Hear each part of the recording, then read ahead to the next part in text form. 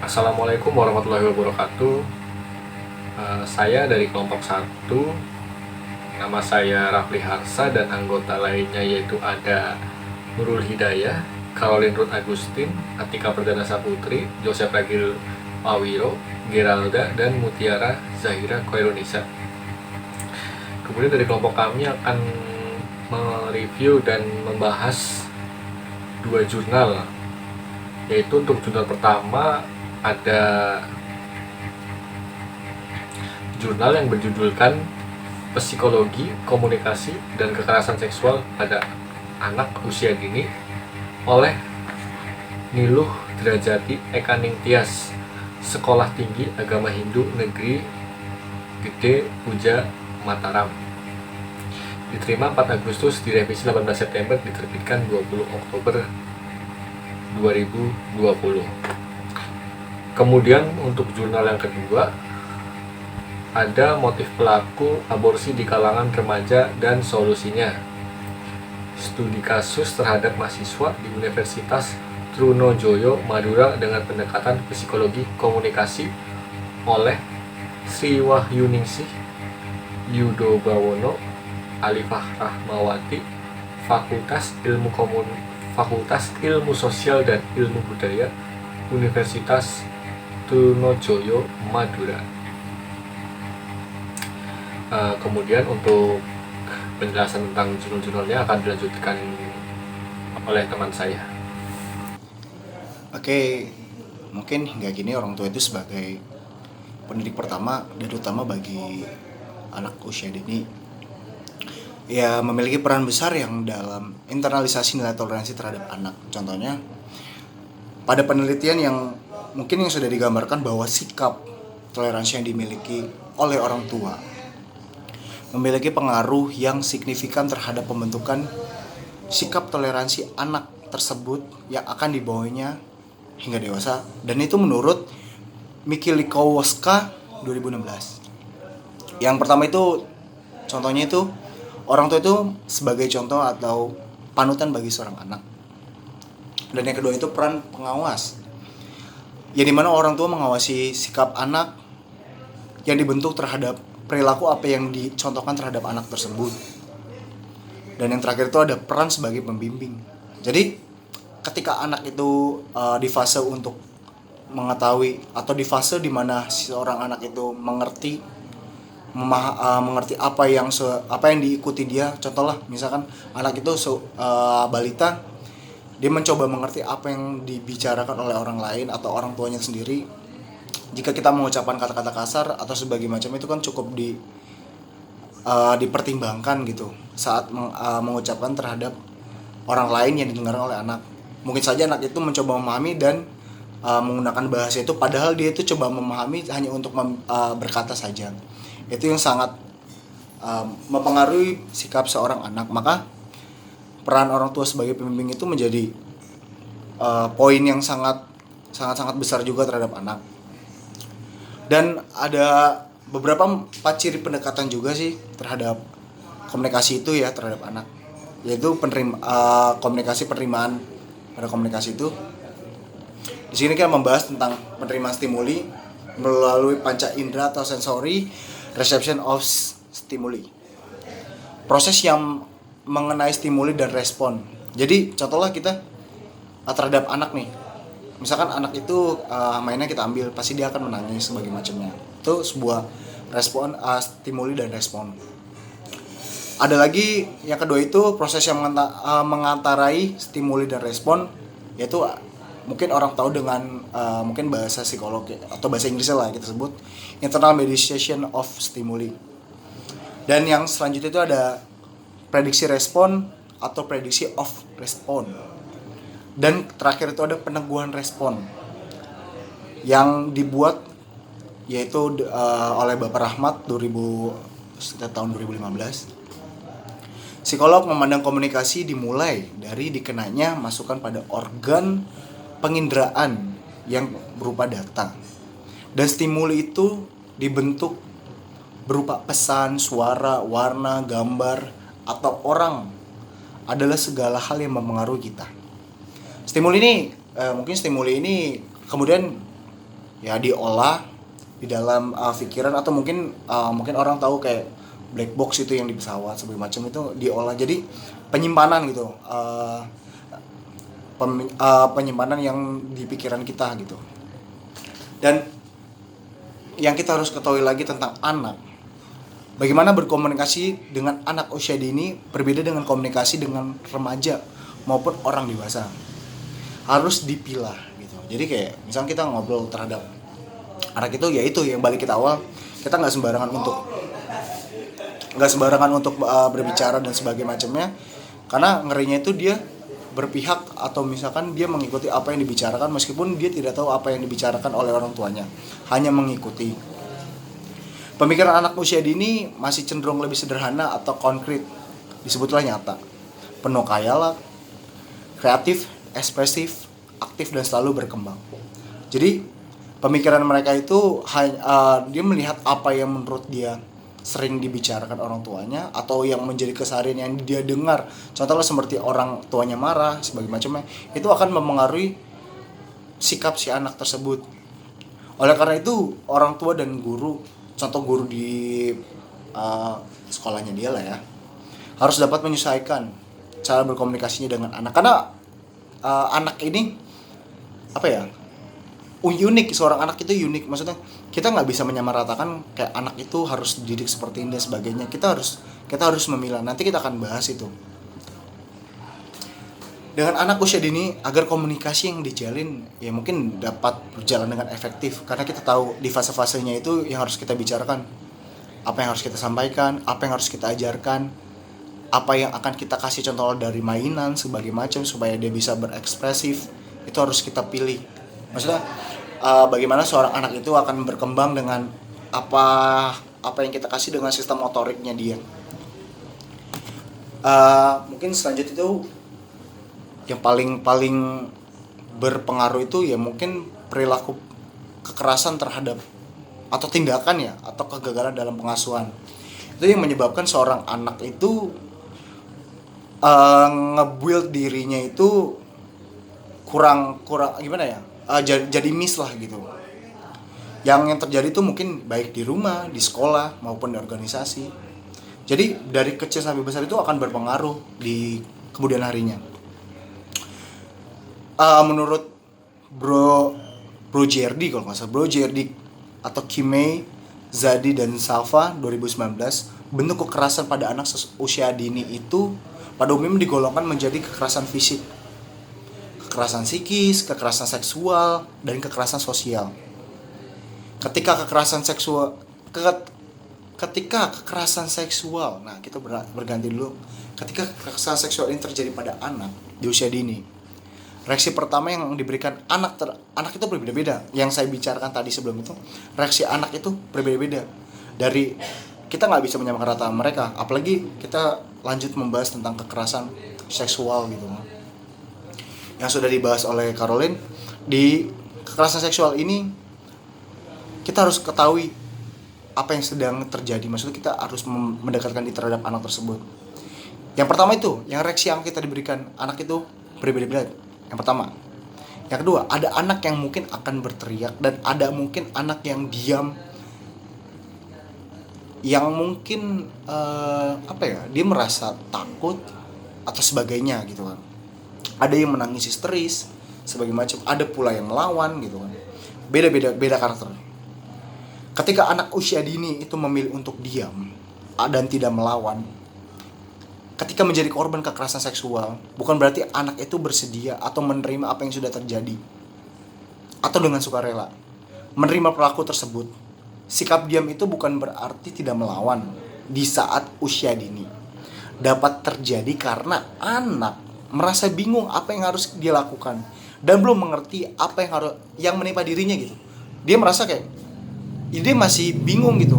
Makanya semakin kita tahu kan, kalau misalkan di usia dewasa gitu, semakin kita bisa menolak gitu kan, kalau bisa gitu kan. Jadi peneguhan diri. Nah, apalagi anak kecil yang mungkin notabene-nya tuh ya mereka kurang paham gitu kan. Nah terus maka ditekankan bahwa sikap diam seorang anak itu aja atau tidak melawan itu bukan berarti suatu hal yang apa ya, yang harus didiamkan. Jadi kita harus ngulik dia dulu gitu. Dan apalagi ketika dia menerima kekerasan seksual, tidak berarti mereka menerima, balik lagi, tidak berarti menerima. Maka harus ada pendekatan terhadap mereka, si anak ini. Mungkin beberapa kasus yang sudah banyak gitu, yang tersebar lewat medsos dan sebagainya macamnya, kasus-kasus tentang pelecehan dan sebagainya macamnya di umur usia dini. Atau mungkin kalian pernah nonton filmnya, ada film Spotlight. Di situ kita melihat kayak kekerasan seksual terhadap anak gitu, di bawah naungan konotasinya agama gitu. Jadi itu lebih mengerikan sih di tahun-tahun. Ada film namanya film Spotlight. Jadi oke, mungkin itulah yang terjadi terhadap anak ya, yang harus kita ketahui. Jangan sampai anak itu tidak mengerti apa yang akan dijalani. Makanya anak itu perlu kita didik, kita kasih formula gitu yang terbaik kepada dia. Kita susun pemahaman dia, pemikiran dia, maupun apa yang akan dilakukan gitu ketika nanti sudah tua, sudah besar lah gitu. Seperti itu sih. Bentuk kekerasan pada anak usia dini umumnya digolongkan menjadi kekerasan fisik, kekerasan psikis, kekerasan seksual, dan kekerasan sosial.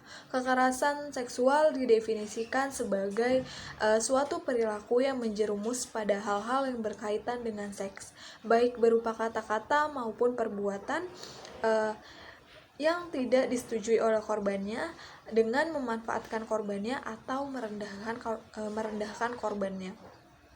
Ketika kekerasan seksual ini terjadi pada anak usia dini, reaksi pertama yang diberikan pada anak berbeda-beda. Ketika anak usia dini memilih untuk diam dan tidak melawan ketika menjadi korban kekerasan seksual, bukan berarti anak bersedia dan atau dengan sukarela menerima perlakuan tersebut.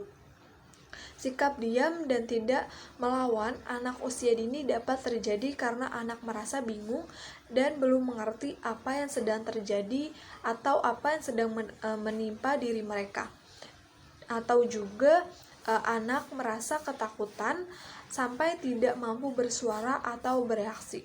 Maka perlu ditekankan bahwa sikap diam dan tidak melawan yang ditujukan pada anak usia dini ketika menjadi korban kekerasan seksual bukan berarti mereka menerima atau bersedia diperlakukan demikian. Selama ini, komunikasi yang terjalin antara pihak-pihak tersebut seringkali kurang efektif dan tidak menyasar pada kebutuhan perkembangan anak usia dini. Hal ini kerap kali juga diperparah dengan kesibukan orang tua dan beban kerja guru, sehingga mereka cenderung tidak memiliki waktu untuk memberikan perhatian yang diperlukan untuk membangun komunikasi yang efektif dengan anak.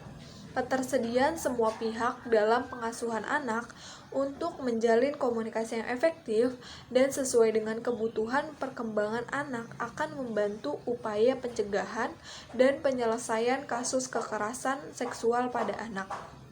Pada dasarnya, menjalin komunikasi dengan anak usia dini berbeda dengan berkomunikasi dengan orang dewasa, sehingga orang dewasa harus menyesuaikan cara berkomunikasinya dengan kondisi dan kebutuhan anak usia dini agar dapat menjalin komunikasi yang efektif.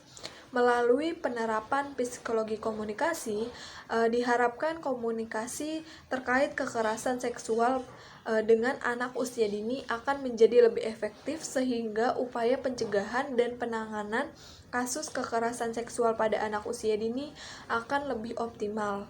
Psikologi komunikasi diterapkan dengan tujuan untuk mencapai efektivitas komunikasi yang ditandai dengan pertama, pengertian yang merupakan penerapan yang cermat dari isi stimulus sebagaimana yang dimaksud oleh komunikator. Yang kedua, kesenangan yang terkait dengan bagaimana komunikasi yang dilakukan dapat menimbulkan kesenangan yang menjadikan hubungan hangat, akrab, dan juga menyenangkan. Yang ketiga ini ada mempengaruhi sikap, yang terkait dengan komunikasi persuasif, yang merupakan proses mempengaruhi pendapat, sikap, dan tindakan orang dengan menggunakan manipulasi psikologis, sehingga orang tersebut bertindak seperti atas kehendaknya sendiri. Yang keempat ini ada hubungan sosial yang baik. Yang kelima terakhir ada tindakan, di mana komunikasi dimaksudkan untuk mendorong orang untuk bertindak. Ini menurut Rahmat pada tahun 2015. Penerapan psikologi komunikasi dengan anak usia dini terkait kekerasan seksual dalam jurnal ini dibagi menjadi dua.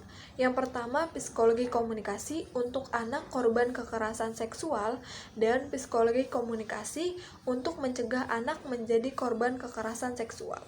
Penerapan psikologi komunikasi pada orang tua dan anak usia dini untuk pencegahan kekerasan seksual pada anak usia dini dapat dilakukan salah satunya. Yang pertama ini ada hal yang perlu dilakukan orang tua, yaitu mengajarkan anak dan juga mencari tahu apakah sekolah anak memiliki program pencegahan kekerasan seksual untuk anak dan juga gurunya. Selain penerapan psikologi komunikasi untuk pencegahan dan penanggulangan kekerasan seksual pada anak usia dini, peran pihak guru dan sekolah dalam meminimalisir tingkat kekerasan seksual pada anak usia dini juga sangat besar. Dengan peran sekolah ini dengan membentuk sistem atau program yang mendukung pencegahan kekerasan pada anak ditunjang dengan tenaga pendidik dan kependidikan yang dimiliki, kompetensi dan kepedulian untuk melindungi anak dari kemungkinan tindakan kekerasan adalah peran penting yang dapat dilakukan oleh pihak sekolah untuk turut adil dan melindungi anak-anak penerus bangsa agar tidak menjadi korban tindak kekerasan seksual. Kasus kekerasan anak semakin mengalami peningkatan, bahkan selama pandemi COVID-19 di Indonesia mengalami peningkatan yang dapat mengkhawatirkan banyak masyarakat. Bentuk kekerasan tidak hanya pada kekerasan fisik, melainkan kekerasan psikis, sosial maupun seksual. Dalam tindakan ini mengakibatkan si korban atau si anak ini mengalami perubahan-perubahan dalam hidupnya, baik behavior atau perilaku dan juga komunikasinya. Dalam jurnal yang pertama ini kami akan membahas bagaimana kaitannya kekerasan anak pada psikologi komunikasinya. Dalam psikologi komunikasi kita membahas bahwa perilaku tersebut yang terjadi pada korban akan mengalami seperti gangguan makan, hypoactive sexual desire disorder atau memiliki hasrat seksual yang rendah, bahkan kurangnya komunikasi anak pada keluarga dan juga teman sebayanya. Begitupun juga pada pelaku, di mana si pelaku ini memiliki unsur ID pada pribadinya. Pelaku memiliki dorongan biologis pada kepribadiannya untuk melakukan hal tersebut pada si korban. Hal ini didasari untuk memenuhi kebutuhan dengan prinsip kesenangan dan kepribadiannya. Dari fenomena tersebut, banyak anak dan khususnya remaja dan juga perempuan yang tidak menginginkan kehamilan pada faktor tersebut.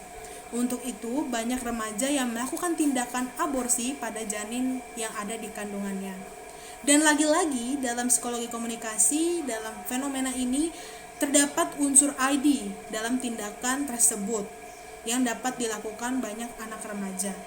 Karena mereka melakukan aborsi berdasarkan keinginan atau dorongan hasrat hewani, yakni tanpa merasa berdosa mereka mengeluarkan janin dalam perut mereka dengan cara apapun yang mereka lakukan. Berdasarkan data yang dipublikasikan Komisi Perlindungan Anak Indonesia dan Kementerian Pemberdayaan Perempuan dan Perlindungan Anak, dari bentuk-bentuk kekerasan yang dialami oleh anak usia dini, kekerasan seksual merupakan bentuk kekerasan dengan jumlah kasus tertinggi dan sebagian besar pelakunya merupakan orang yang terdekat yang berada di sekitar anak. Bentuk kekerasan pada anak usia dini pada umumnya digolongkan menjadi kekerasan fisik, kekerasan psikis, kekerasan seksual, dan kekerasan sosial.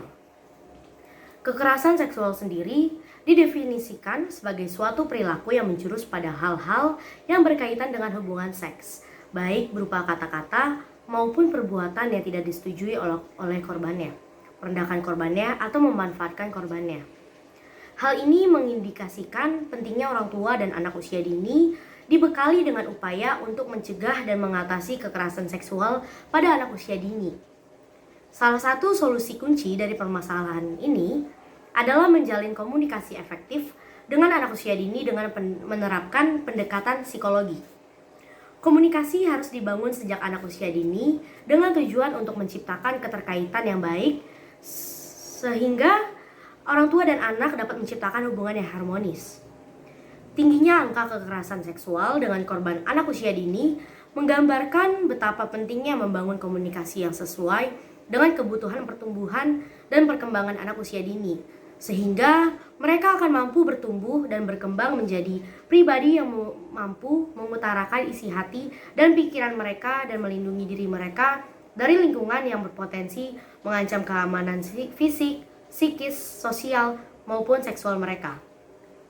Menjalin komunikasi yang efektif dengan anak usia dini dapat dilakukan dengan memperhatikan kondisi psikologis anak atau dengan menerapkan psikologi komunikasi dengan anak.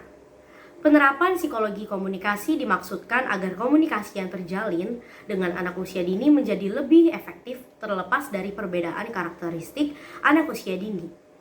Hal ini dimaksudkan agar anak usia dini bersedia dan mampu memahami konsep kekerasan seksual, sehingga selanjutnya mampu melindungi diri dari ancaman kekerasan seksual.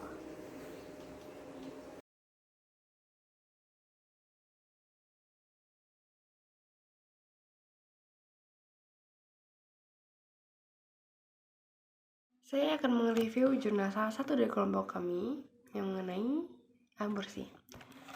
Aborsi adalah suatu prosedur yang dilakukan untuk mengakhiri masa kehamilan dengan sengaja sebelum janin dapat hidup di luar kandungan.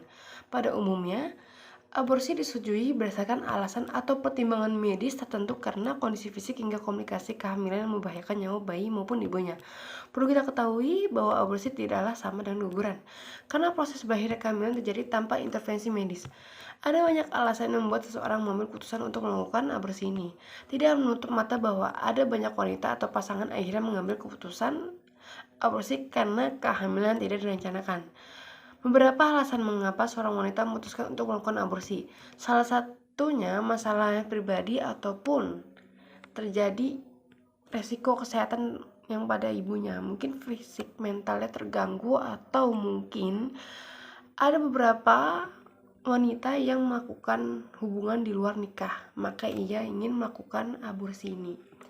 Nah, berdasarkan data studi gabungan milik Organisasi Kesehatan Dunia, 1 dari 4 kehamilan dunia setiap tahunnya berakhir dengan aborsi. Angka aborsi di tanah air sendiri pun juga terbilang cukup tinggi. BKKBN, Badan Pendudukan dan Keluarga Berencana Nasional, mencatat kasus aborsi di Indonesia bisa mencapai 2,4 juta per tahun. Apapun alasannya, aborsi bukanlah suatu keputusan yang mudah untuk dibuat. Tapi entah itu menggugur kandungan lewat jalur medis, resmi ataupun di bawah tangan, selalu ada potensi risiko, komplikasi, dan efek aborsi yang harus Anda sadari. Beberapa di antaranya bisa mengakibatkan sangat fatal. Bisa jadi kerusakan rahim, kanker, dan kematian.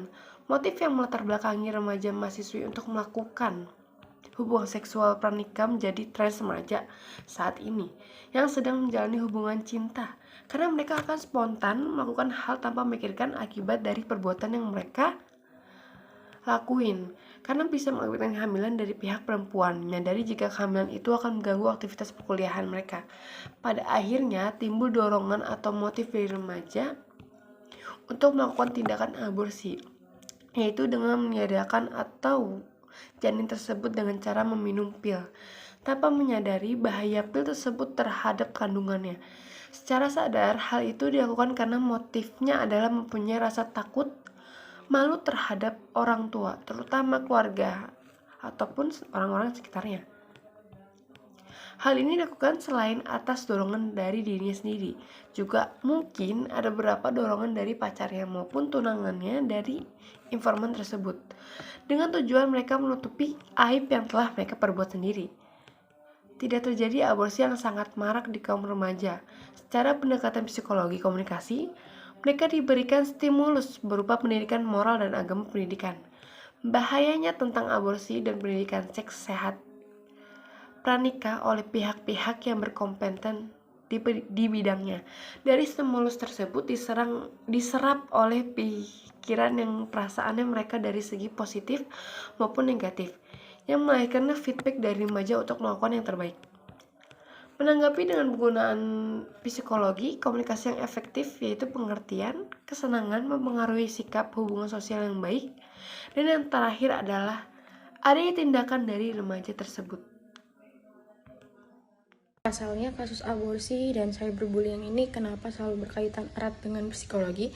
Karena kalau kita tarik simpul dari jurnal yang pertama, yang jurnal tentang cyberbullying, itu selalu melibatkan anak-anak atau remaja dengan kondisi psikologis yang masih kurang stabil. Sejatinya di sini sebenarnya hanya masalah sepele, namun cyberbullying ini sering terjadi menjadi hal-hal yang cukup besar hanya karena masalah sepele tadi. Begitu juga dengan kasus aborsi. Mengapa selalu terjadi pada kalangan remaja?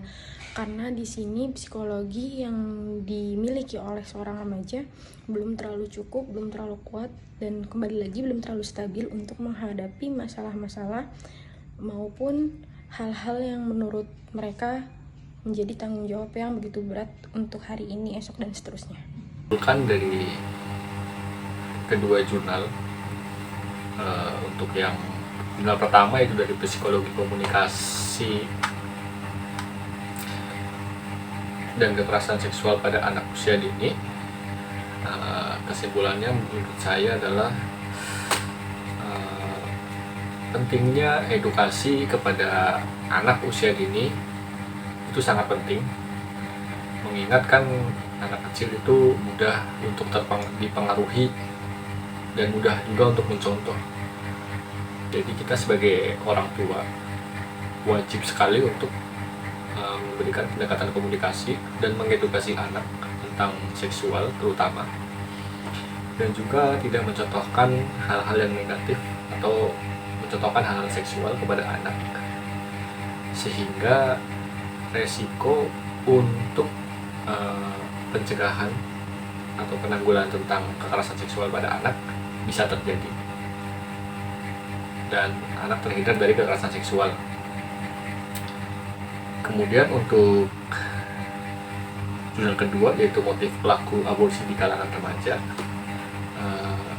kesimpulannya adalah melakukan hubungan seksual sebelum nikah itu udah menjadi tren para remaja, khususnya remaja zaman sekarang ya. Mereka menjalin hubungan cinta asmara tanpa atau sebelum waktu pernikahan gitu. Sehingga terjadilah sebuah kesalahan yaitu hamil duluan, dan karena dari pihak remaja, mungkin dari anak remajanya tidak ingin ketahuan atau tidak ingin dimarahi oleh orang tuanya, maka remaja itu berusaha sebisa mungkin melakukan aborsi, atau juga sebelum melakukan aborsi mereka sudah meminum obat anti hamil namun gagal. Jadi untuk jalan keluarnya yang pasti mereka melakukan aborsi sebagai bentuk untuk mengagalkan kehamilan. Nah, menurut saya hal ini adalah sangat berbahaya ya. Jadi mungkin untuk tidak melakukannya, yaitu tidak melakukan seksual sebelum menikah terutama. Sekian dari kelompok 1.